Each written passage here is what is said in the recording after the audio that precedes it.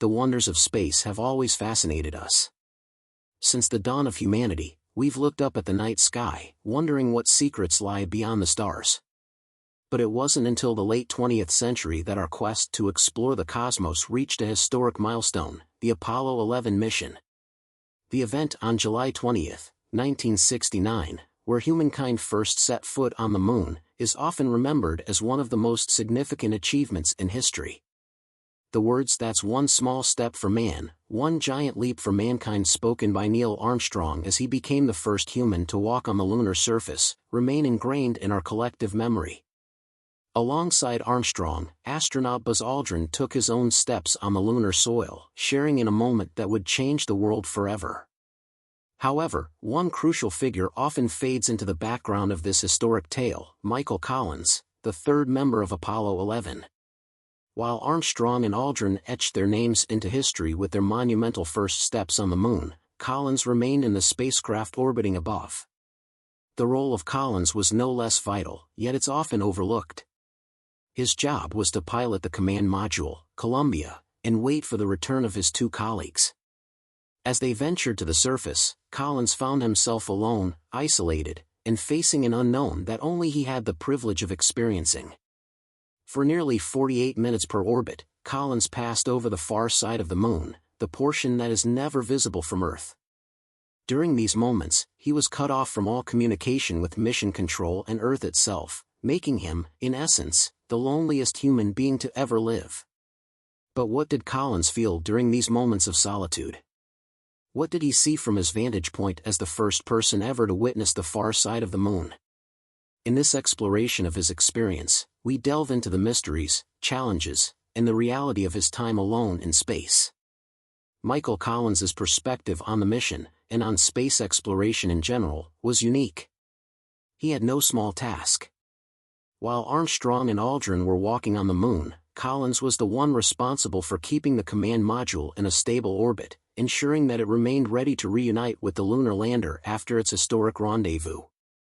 He had to be there, fully prepared, and on alert for any potential complications or problems that might arise. His role required skill, precision, and unwavering focus, and without him, the mission would not have succeeded.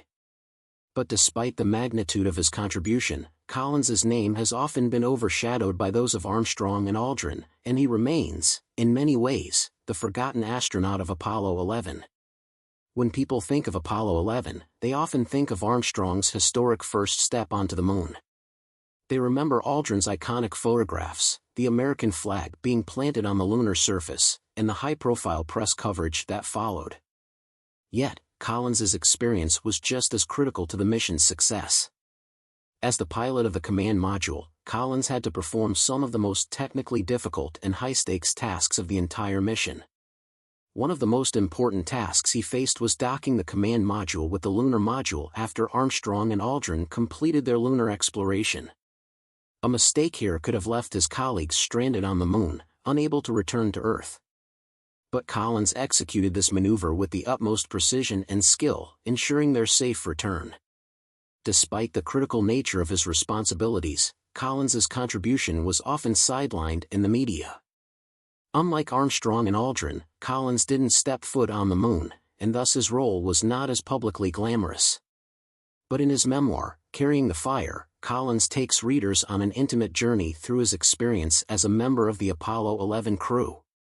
His writing gives us a rare insight into the mind of an astronaut tasked with one of the most challenging and dangerous missions ever undertaken. Though Collins may have remained in the background for much of the mission's public life, his perspective on the journey to the moon was unlike anyone else's. For the first time, a human being was venturing beyond Earth's orbit to witness the vast emptiness of space and the rugged, cratered terrain of the far side of the moon. This side of the moon had never been seen by any human before. As Collins orbited the moon, he passed through the dark side, a term often misused, as it implies a lack of sunlight, but in reality, this side is simply the portion of the moon that is never visible from Earth. It's a place full of mystery and awe, where no human had ever ventured before. The experience of being the first person to see the far side of the moon was an extraordinary one for Collins. In his memoir, he describes the view as hauntingly beautiful, yet incredibly isolated. He writes about the moon's surface, describing it as rugged, crater-strewn, and silent, with an eerie calmness that seemed to echo through the void of space. The silence that Collins experienced during his 48 minutes of solitude on each orbit was one of the most profound aspects of the journey. It wasn't a silence filled with isolation or fear, he notes, but rather a peaceful, serene silence. Collins had never been so far from Earth, so completely detached from the world he knew. There, alone in the vastness of space, he found a kind of solitude that most humans could never comprehend. But despite the peace he found, the reality of being alone in space was undeniably daunting. Collins was far from home, far from anyone he knew, and in a place where nothing was familiar. As he orbited the moon, he was cut off from communication with Earth, with no one to talk to except his fellow astronauts, who were hundreds of thousands of miles away on the lunar surface. His job was to stay calm, keep the command module stable, and be ready to bring Armstrong and Aldrin back safely. But what did he really feel during those long hours alone, circling the moon? What did he think about when he was in those moments of complete isolation? There's a certain sense of awe that comes from knowing you are the first person to witness something no one else has seen before. For Collins, it wasn't just the view of the far side of the moon that was so captivating, but the realization that he was part of something much larger than himself.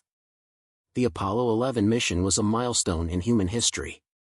It was a testament to what humanity could achieve when we pushed the boundaries of what was thought possible. Collins, in his quiet orbit around the moon, was a crucial part of this accomplishment.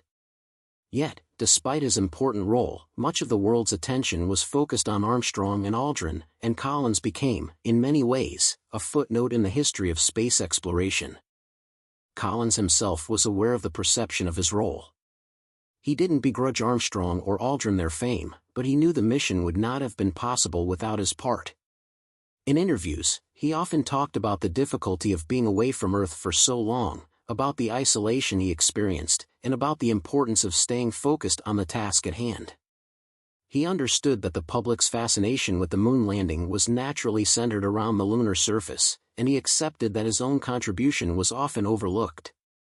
But that didn't mean he didn't feel proud of his role in the mission. Over the years, Collins's thoughts about the far side of the moon have sparked much speculation.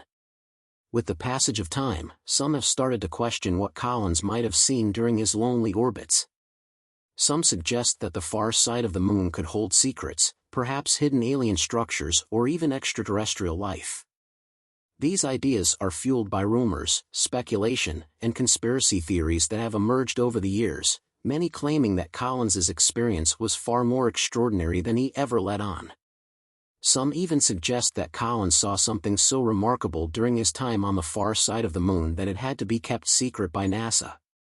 But despite the many theories and rumors, Collins himself was always steadfast in his account of the mission.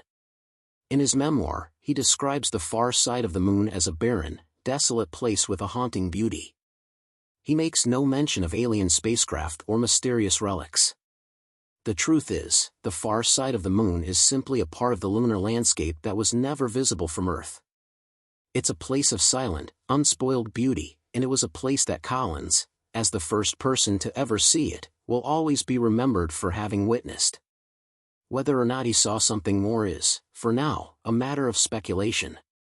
What we do know is that Michael Collins played a critical role in one of the most significant achievements in human history, and his experiences during the Apollo 11 mission have left a lasting legacy. After the mission, Collins's life took a quieter turn. While Armstrong and Aldrin continued to receive public attention, Collins stepped out of the spotlight. He took on a role at the U.S. State Department and later became the director of the Smithsonian National Air and Space Museum. He remained a private man, content to live outside the glare of public life.